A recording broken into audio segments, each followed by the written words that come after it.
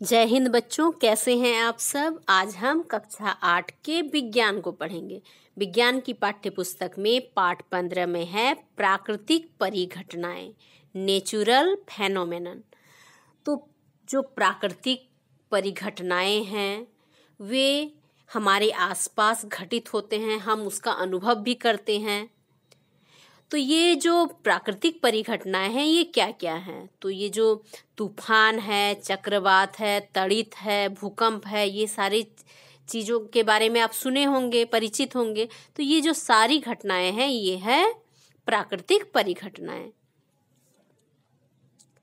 आप जानते हैं कि चक्रवात मानव जीवन एवं संपत्ति का बहुत अधिक क्षति पहुंचा सकते हैं और कुछ हद तक इन विनाशकारी परिघटनाओं के पूर्व अनुमान से हम अपना बचाव कर सकते हैं, परंतु पूर्व अनुमान के अभाव में तड़ित तथा भूकंप की विनाशकारी परिघटनाओं की बचाव की बात करें तो हम अपने को लाचार पाते हैं।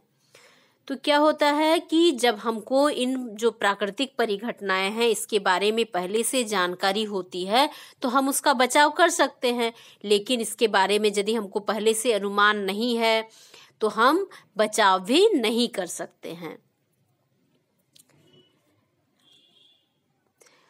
परंतु पूर्व अनुमान के अभाव में तड़ित तथा भूकंप से हम क्या है परिघटनाओं से बचाव के लिए बिल्कुल लाचार हैं, परंतु कुछ बातों का हम ध्यान रखें तो हम इससे होने वाले नुकसान को कम कर सकते हैं।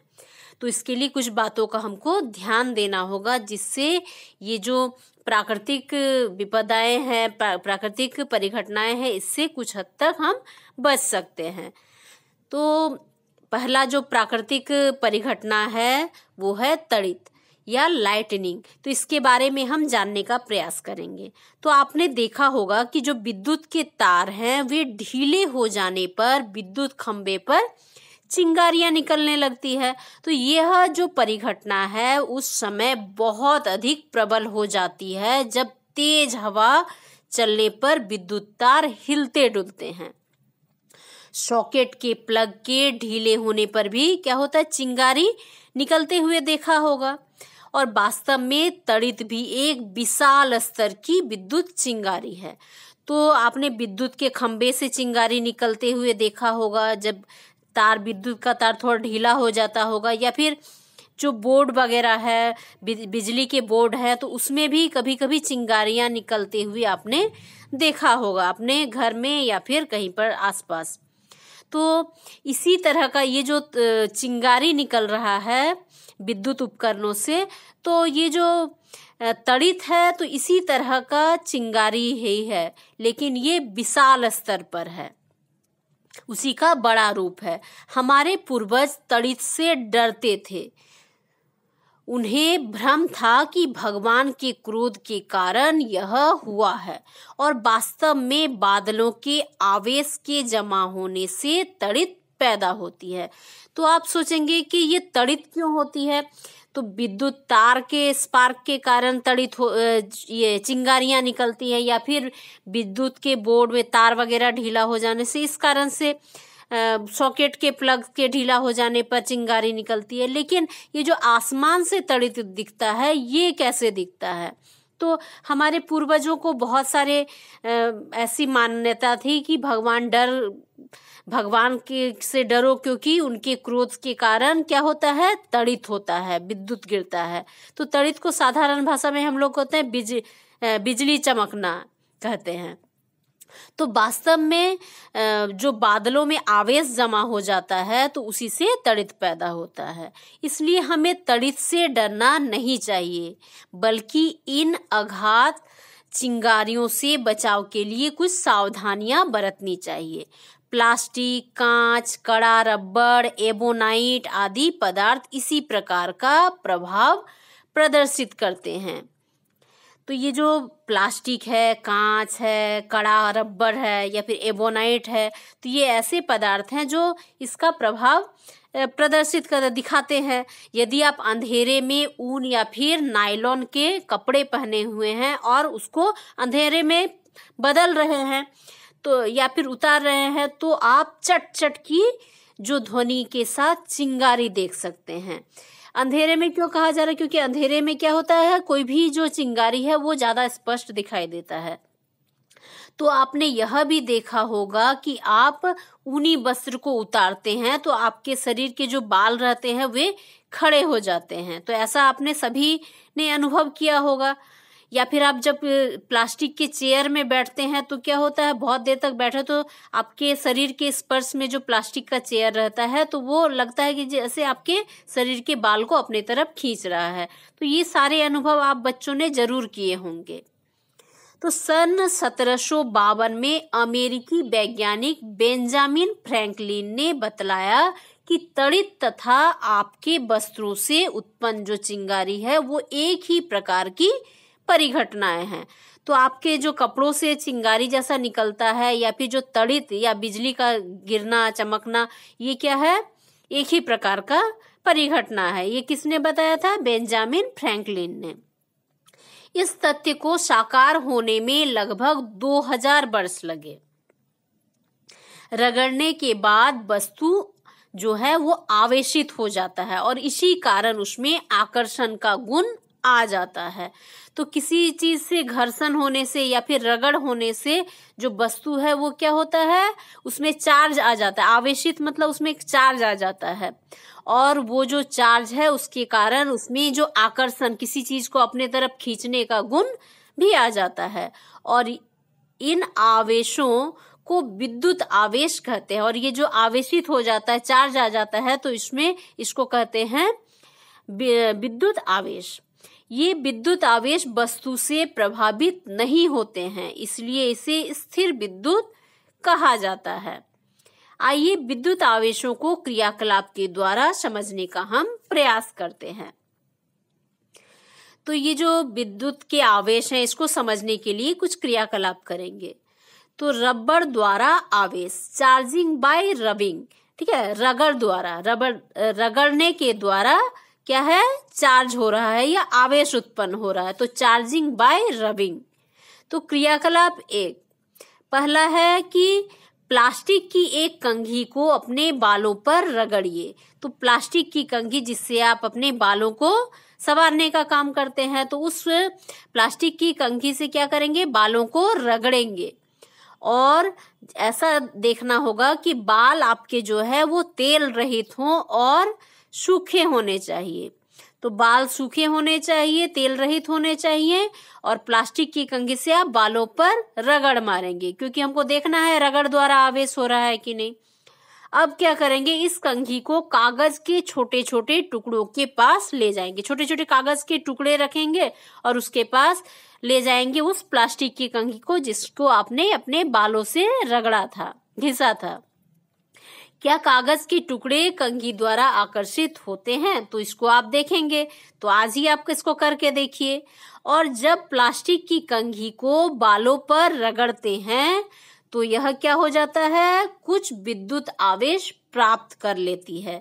तो जो कंघी है उसमें थोड़ा आवेश आ जाता है, चार्ज आ जाता है, अर्थात कंघी आवेशित हो जाती है। कंघी के आवेशित होने के साथ साथ बाल भी आवेशित हो जाता है।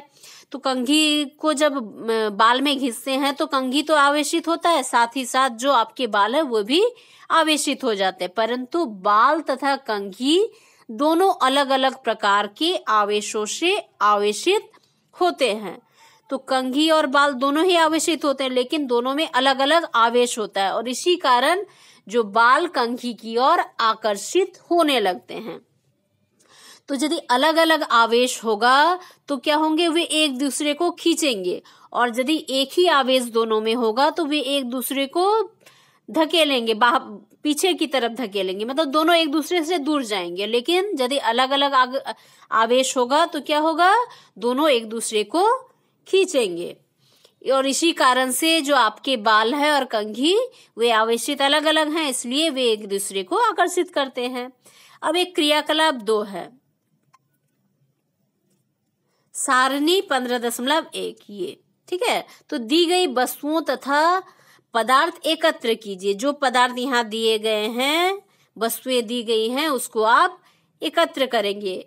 इनमें से प्रत्येक वस्तु को सारणी में दिए अनुसार पदार्थों के साथ रगड़कर आवेशित कीजिए और अपने अनुभवों को नोट कीजिए। और जैसा मैंने पूछा कि प्लास्टिक की कंघी जब आवेशित हो जाती है वो कागज के पास ले जाता है तो क्या होता है, ये आपको करके बताना है और इस तालिका को भी आपको करके बताना है। पदार्थ एवं आवेश, रगड़ी हुई वस्तु, तो कौन कौन सी वस्तुओं को रगड़ना है? गुब्बारा, रबड़, स्टील का चम्मच, रिफिल, कांच की छड़, स्टील छड़ और इबोनाइट छड़। और पदार्थ जिससे रगड़ा जाएगा, किससे रगड़ा जाएगा? गुब्बारा को ऊनी वस्त्र या पॉलीथीन से, रबड़ को ऊन से, स्टील का जो चम्मच है उसको ऊन से और रिफिल को ऊनी वस्त्र या पॉलीथीन से, कांच के छड़ को सिल्क वस्त्र से और स्टील छड़ को फर से और इबोनाइट को फर से घिस लेंगे, रगड़ेंगे। और उसमें फिर देखेंगे कि कागज के टुकड़ों को वे आकर्षित करते हैं कि नहीं। यदि करते हैं तो हाँ होगा और नहीं तो यदि नहीं करते हैं तो नहीं होगा। तो ये आपको भरना है इस प्रैक्टिकल को करके। और आवेशित या आवेशित नहीं यहाँ लिखना है। तो यदि हाँ होगा कागज के टुकड़े को तो यहाँ आवेशित लिखना है या फिर नहीं आवेशित, ठीक है, आवेशित नहीं। इस तरह से आपको ये जो तालिका है उसको आपको भरना है ये प्रैक्टिकल करके। आप खुद से ये सारी चीजें आसानी से उपलब्ध है, इसको आप कर लेंगे।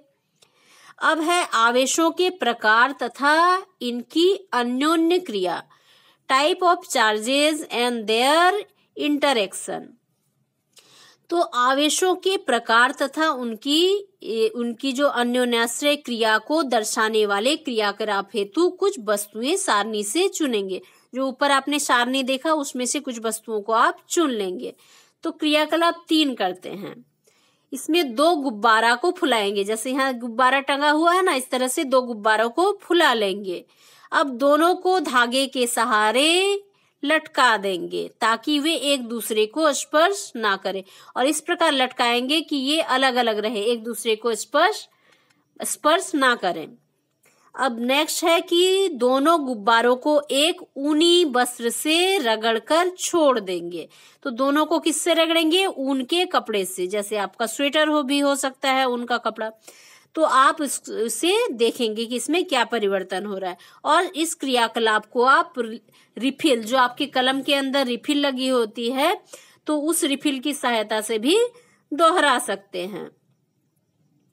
तो देखिए जो गुब्बारा है उसमें क्या हो जा रहा है? आवेश हो रहा है, दोनों ही आवेशित हो रहा है, लेकिन वो क्या हो रहा है? एक दूसरे से दूर जा रहा है। और एक दूसरे से दूर कब जाता है? जब उसमें समान आवेश होता है।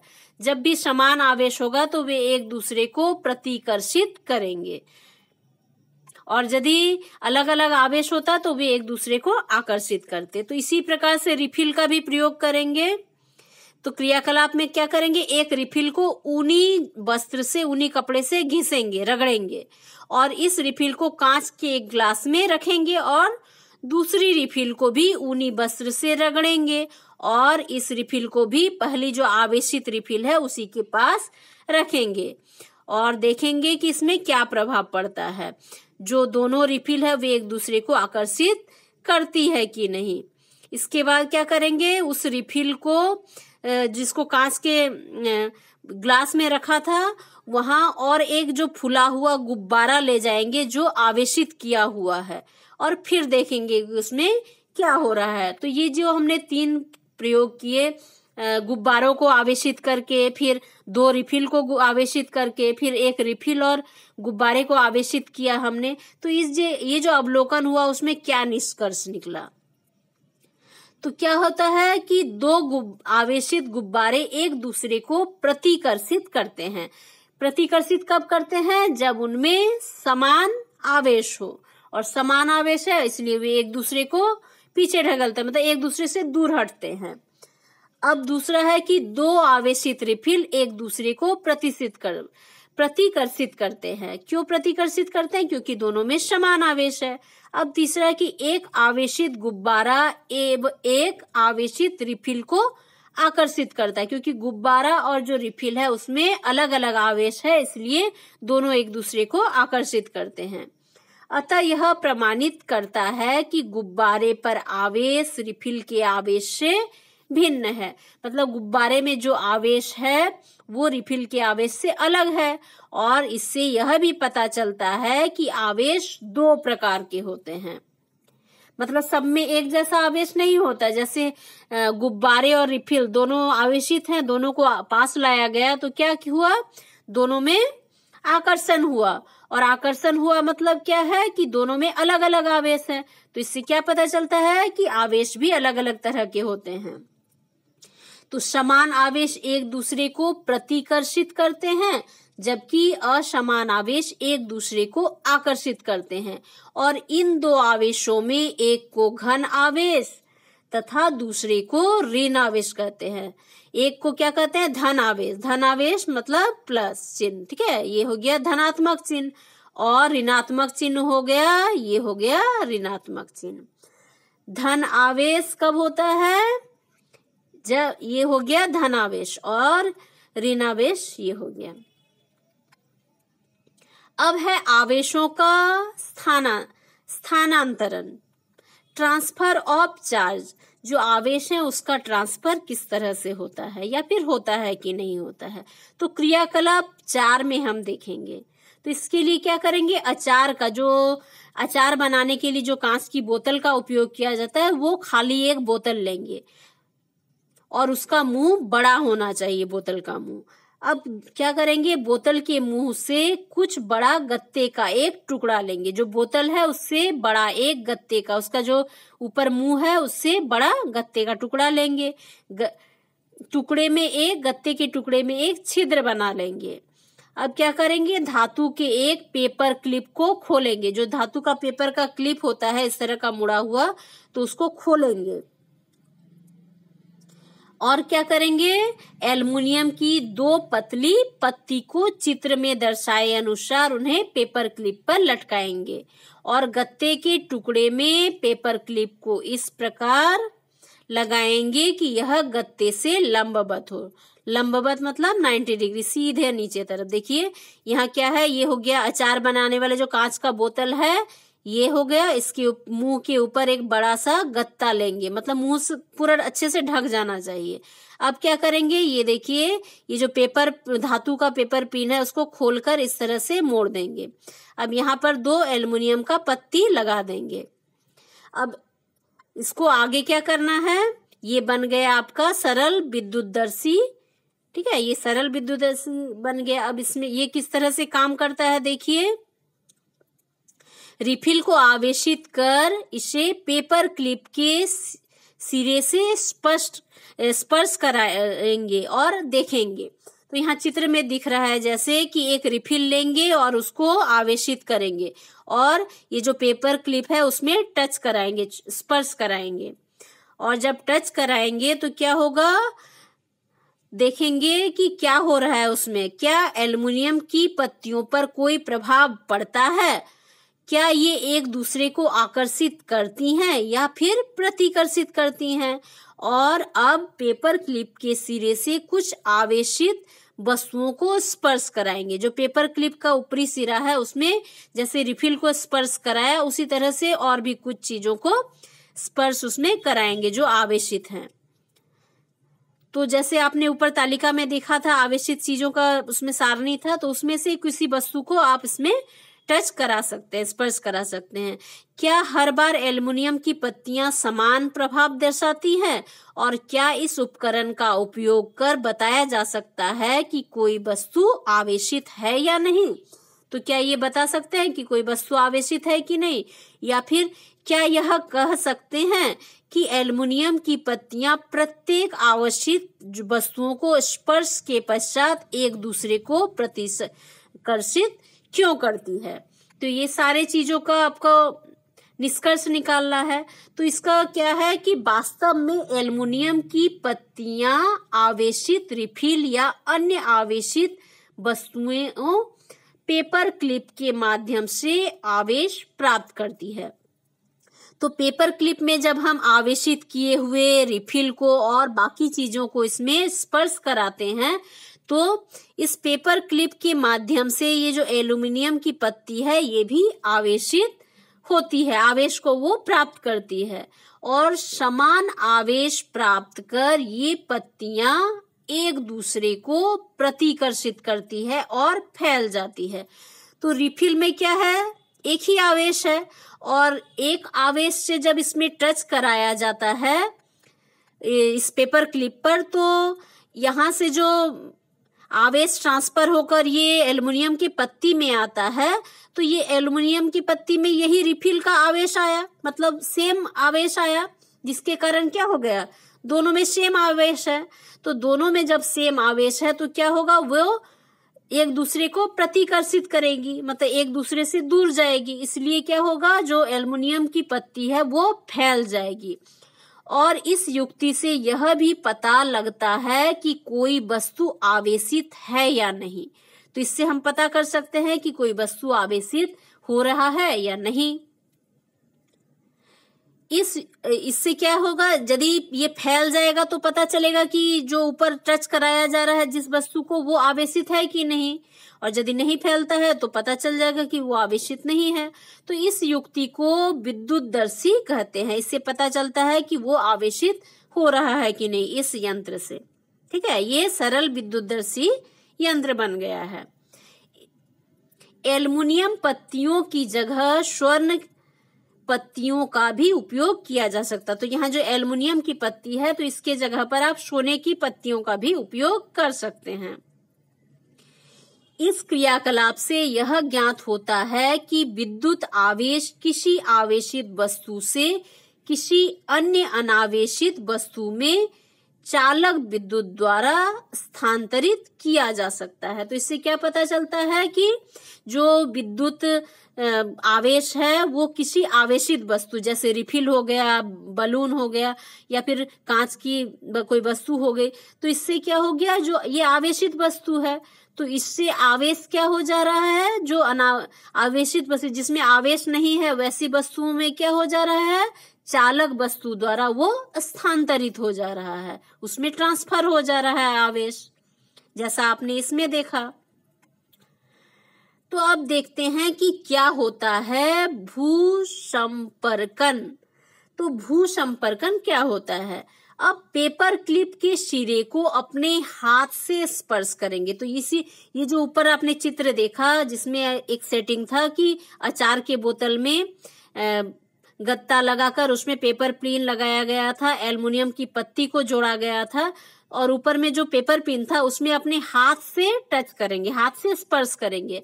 ऐसा करने से एल्युमिनियम की पत्तियां अपनी मूल स्थिति में आ जाती है। तो पहले किसी आवेशित वस्तु को टच कराने से एल्युमिनियम की पत्ती फैल जाती है क्योंकि उसमें प्रतिकर्षण होता है, लेकिन जब हम अपनी अंगुलियों से उस पेपर पिन को स्पर्श करते हैं तो जो एल्युमिनियम की पत्तियां फैली हुई थी वो अपने मूल जगह में आ जाती है, एक जगह में स्थिर हो जाती है। तो पत्तियों को आवेशित करने तथा पेपर क्लिप को स्पर्श करने की प्रक्रिया को दोहराएंगे, इसको बार बार दोहराएंगे। पहले इसको आवेशित करेंगे किसी आवेशित वस्तु से टच करके, स्पर्श करके, और फिर क्या करेंगे, पेपर क्लिप को स्पर्श करेंगे। आप फिर देखेंगे कि इसमें क्या परिवर्तन हो रहा है। तो बार बार देखेंगे तो वही परिवर्तन आपको दिखेगा। आप देखेंगे कि जैसे ही आप हाथ से पेपर क्लिप को स्पर्श करते हैं तो पत्तियां सिमट जाती है। जैसे ही आवेशित वस्तु को रख देते हैं, ये टच कराते हैं पेपर पिन से, तो क्या होता है, पेपर क्लिप से टच कराने पर वो जो एल्युमिनियम की पत्ती वो फैल जाती है, लेकिन जैसे ही आप पेपर क्लिप को अपने हाथ से टच कराते हैं तो जो एल्युमिनियम की पत्ती है अपनी जगह पर आ जाती है। तो इसका कारण यह है कि स्पर्श करने पर पत्तियों का आवेश आपके शरीर से होते हुए पृथ्वी में चला जाता है और फलतः क्या होता है, पत्तियां अनावेशित हो जाती है। पत्तियों में जो आवेश आया रहता है वो खत्म हो जाता है, वो और वो कहाँ चला जाता है, आपके शरीर से होते हुए पृथ्वी तक चला जाता है। किसी आवेशित वस्तु से आवेश को पृथ्वी में स्थानांतरित करने की प्रक्रिया को भूसंपर्कन कहते हैं। तो आइए कुछ प्राकृतिक परिघटनाओं तथा उनसे बचाव के बारे में अब जानते हैं। तो अब तक आपने आवेश के बारे में जाना, तो अब आगे हम देखेंगे कुछ प्राकृतिक परिघटनाओं के बारे में और उससे बचाव के उपाय भी जानेंगे। तड़ित की कहानी, स्टोरी ऑफ लाइटनिंग।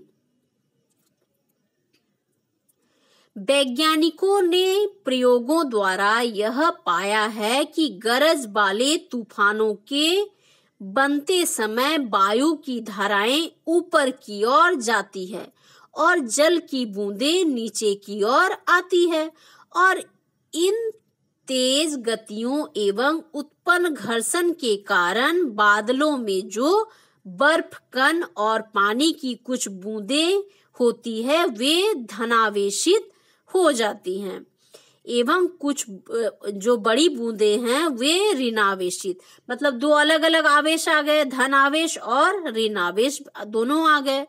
तो धनावेशित बूंदें हल्की होने के कारण ऊपर उठकर बादलों के ऊपरी भाग में एकत्र हो जाती है। जो धनावेशित बूंदें होती है वे हल्की होने के कारण ऊपर चढ़कर बादलों के ऊपरी भाग में एकत्र हो जाती है, तथा ऋणावेशित भारी बूंदें बादलों के निचले भाग में एकत्र हो जाती हैं, और इस प्रकार धनावेशित एवं ऋणावेशित बादलों का निर्माण होता है। तो ये है बादल।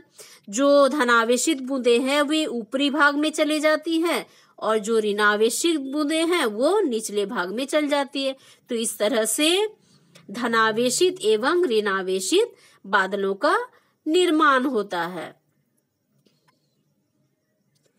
धरती के निकट भी धनावेशी का संचय होता है। जब संचित आवेशों का परिणाम अधिक हो जाता है तो वायु आवेशों के प्रभाव को नहीं रोक पाती है। तो वायु भी उसको नहीं रोक पाती है जब इसका परिणाम अधिक हो जाता है, क्योंकि वायु विद्युत का हीन चालक है। धनात्मक तथा ऋणात्मक आवेशों के मिलने के कारण प्रकाश की चमकीली धारियां तथा ध्वनि उत्पन्न होती है। इसे तड़ित के रूप में देखा जाता है। जो बिजली का चमकना, बिजली गिरना, तो वो क्या होता है, इन्हीं आवेशों के कारण होता है। बोलचाल की भाषा में इसे बिजली गिरना कहा जाता है। तो साधारणतः आप बच्चे सुने होंगे बिजली गिरना, बिजली गिर गई। तो ये जो तड़ित है वही बिजली गिरना है। यह प्रक्रिया विद्युत विसर्जन कहलाता है। ये जो प्रक्रिया है इसको कहते हैं विद्युत विसर्जन। तो विद्युत विसर्जन की प्रक्रिया दो या दो से अधिक बादलों के बीच तथा पृथ्वी के बीच होती है। तो देखिए मैंने जैसे ऊपर चित्र में दिखाया था, धनावेशित और ऋणावेशित बादल, धनावेशित बादल और फिर ऋणावेशित बादल। धनावेशित बादल ऊपर है, ऋणावेशित नीचे है, और इसके साथ ही ये पृथ्वी तक संपर्क, यहाँ क्या है, धनावेशित। तो इस तरह से पृथ्वी, धनावेशित, ऋणावेशित बादल और पृथ्वी के बीच संपर्क हो जाता है। तो आवेशों के संचयन से विद्युत विसर्जन तड़ित का होना। ठीक है, इस चित्र के माध्यम से दिखाई, यही है तड़ित। तड़ित के गिरने पर जीवन एवं संपत्ति की बहुत हानि होती है, अतः इससे बचाव के उपाय करने की आवश्यकता है। तो बिजली गिरने से बहुत जान मान की हानि होती है। बहुत समय तो क्या होता है, पेड़ पौधे जल जाते हैं, तो और बहुत सारे लोग मारे जाते हैं इसके कारण। तो इससे बचना बहुत आवश्यक है। तो बचने के भी कुछ उपाय होते हैं, तो उसको भी जानना सीखना आवश्यक है। तड़ित से सुरक्षा, लाइटनिंग सेफ्टी। तो तड़ित से कैसी सुरक्षा किया जा सकता है, अपने को सुरक्षित किया जा सकता है। तो लाइटनिंग तड़ित झारखंड की एक प्रमुख आपदा है। बहुत बड़ी झारखंड में ये एक समस्या है जो बिजली का गिरना, जिससे प्रति वर्ष जान माल की बहुत क्षति होती है। राज्य के 9 जिले जो इस आपदा से ज्यादा ग्रसित हैं, जिसमें पलामू, चतरा, लातेहार, कोडरमा, रांची तथा गिरिडीह मुख्य है। तो इन जिलों में तड़ित का प्रभाव बहुत ज्यादा होता है, बिजली गिरने की घटना बहुत ज्यादा होती है। श्री कृष्ण लोक प्रशासन संस्था स्काइपा द्वारा लाइटनिंग से संबंधित आपदा से निपटने के लिए विशिष्ट ट्रेनिंग मॉड्यूल तैयार किया गया है। तो बिना ट्रेनिंग के भी कुछ खास बातों का ध्यान रख तड़ित से जान मान के नुकसान को कम कर सकते हैं। तो आइए जाने कि तड़ित से हम किस प्रकार अपना बचाव कर सकते हैं। तो तड़ित झांझा के समय क्या करें तथा क्या ना करें, ये जानना बहुत आवश्यक है। तो ये जैसा चित्र में दिख रहा है ना, आप नीचे बैठ गए हैं, पैरों को मोड़कर, घुटनों को मोड़कर और अपने सर को हाथों के ऊपर रखे हुए हैं। तो तड़ित के समय सुरक्षित स्थिति यही है। कभी यदि बिजली जोरों की गरजे आसमान से, तो आप इस स्थिति में बैठ जाएंगे और यही सुरक्षित स्थिति है। तो क्या करें और क्या ना करें। जब आप घर से बाहर हो, आउटसाइड होम हो, तब क्या करें। क्या करें पहले देखते हैं। जंगल में छोटे वृक्ष के नीचे शरण ले, हमेशा क्या करेंगे, छोटे पेड़ों के नीचे शरण लेंगे। खुले मैदान में पेड़ों से काफी दूर खड़े रहे, और यदि आप खुले मैदान में हैं तो पेड़ जहां है उससे थोड़े दूर रहें। और क्या ना करें, खुले मैदान, ऊंचे वृक्ष, ऊंचे स्थान, पार्क में ना रहें। जमीन पर ना लेटे, बल्कि जमीन पर सिमटकर इस प्रकार बैठे ताकि आपका हाथ घुटनों पर हो तथा सिर को हाथों के बीच रखें, जैसे ये ऊपर की स्थिति है, जैसा इस चित्र में दिखाया गया है। जब आप घर के भीतर हो, एट होम, तब क्या करें। विद्युत बल्ब एवं ट्यूबलाइट का उपयोग कर सकते हैं। विद्युत के जो बल्ब हैं, ट्यूबलाइट हैं, वो आप जला के रख सकते हैं। लेकिन क्या नहीं करना है, टेलीफोन के तारों, विद्युत तारों और धातु के छड़ अथवा पाइप को तड़ित झंझा के समय स्पर्श नहीं करना चाहिए। टेलीफोन से बात नहीं करना चाहिए। बहते जल में स्नान नहीं करना चाहिए और विद्युत उपकरणों जैसे टेलीविजन, कंप्यूटर के प्लगों को सॉकेट से निकाल देना चाहिए। तो इन बातों का आप जरूर ध्यान रखेंगे अगली बार जब बिजली चमके। तड़ित चालक, लाइटनिंग कंडक्टर क्या है। तो तड़ित चालक के द्वारा भी जो बिजली के गिरना है, तड़ित है, इससे बचा जा सकता है। तड़ित चालक एक ऐसी सुरक्षा युक्ति है जिसका उपयोग भवनों को तड़ित के प्रभाव से सुरक्षित रखने के लिए किया जाता है। किसी भवन के निर्माण के समय उसकी दीवार में धातु की मोटी छड़ स्थापित कर दी जाती है। तो जब भवन का निर्माण हो रहा होता है तो उस समय एक धातु की मोटी छड़ ये जो घर है उसमें फिट कर दिया जाता है।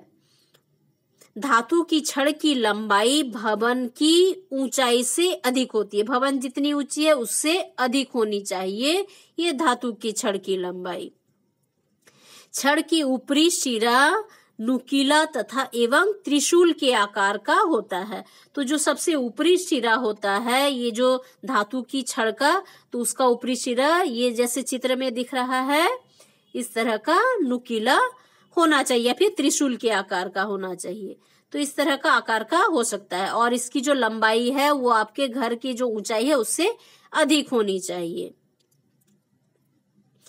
छड़ का निचला सिरा धातु की प्लेट से बांधकर जमीन में काफी नीचे गीले जमीन में गाड़ दिया जाता है। और देखिए इस चित्र में जैसा दिख रहा है कि ये जो छड़ नीचे उतर रहा है धातु की, ये नीचे क्या है, एक धातु की प्लेट के साथ इसको जमीन पर काफी गहराई में गीली जमीन पर दबा दिया जाता है, गाड़ दिया जाता है। धातु की छड़ से विद्युत आवेश जमीन तक सरलता से पहुंच जाता है। और ये जो धातु की छड़ है, इससे होते हुए यदि तड़ित आपके घर में गिरता है तो क्या होता है, वो जो ऊपरी सिरा में लगा हुआ त्रिशूल जैसा आकृति है, छड़ है, वो उस तड़ित को खींच लेता है और भवन से उस जो छड़ है उससे होते, धातु की छड़ से होते हुए नीचे जमीन में उतर जाता है, जो तड़ित का प्रभाव होता है। और इससे भवन तथा उसमें रहने वाले लोगों का कोई नुकसान नहीं होता है। तो आप अपने अभिभावकों से कहेंगे जब आपका घर तैयार हो तो ये जो तड़ित चालक है ये अवश्य लगाएं, जिससे आपका घर तड़ित से सुरक्षित रहेगा। तो आशा करती हूँ ये वाला प्रक्रिया आप समझ गए होंगे। तड़ित चालक, ऊंचे मकान में तड़ित चालक लगा हुआ। देखिए इस मकान में क्या करेंगे, साधारण सा कि जब घर निर्माण हो रहा, बन रहा होगा, उसी समय ये लगा दिया जाता है। इसमें धातु के एक लंबे से छड़ को फिट कर दिया जाता है घर के साथ, और वो घर की लंबाई से भी ऊंचा होता है। जो घर ऊंचा है उससे भी ऊंचा होता है, और उसका एक सिरा नुकीला होता है और दूसरे सिरा जो होता है वो धातु की प्लेट से बांधकर जमीन के नीचे गहराई में गाड़ दिया जाता है, गीली मिट्टी में, ताकि वो जो यदि बिजली गिरती है घर के ऊपर तो वो खींचकर उसको मिट्टी में मिला देती है, नीचे पहुंचा देती है। तो इस तरह से हम अपने घरों को तड़ित चालक से बचा सकते हैं। तड़ित चालक के द्वारा घर को सुरक्षित रख सकते हैं। तो आपने इसमें जो हमारे प्राकृतिक परिघटनाएं हैं उसके से जो संबंधित है घटना तड़ित, तो उसके बारे में आप जाना, और उससे हम कैसे सुरक्षित रह सकते हैं उस बारे में भी आपने जाना। तो आशा करती हूँ इसका उपयोग आप अपने जीवन में भी करेंगे और इस चैप्टर को पढ़ेंगे और समझने का प्रयास करेंगे। तो अभी के लिए इतना, धन्यवाद।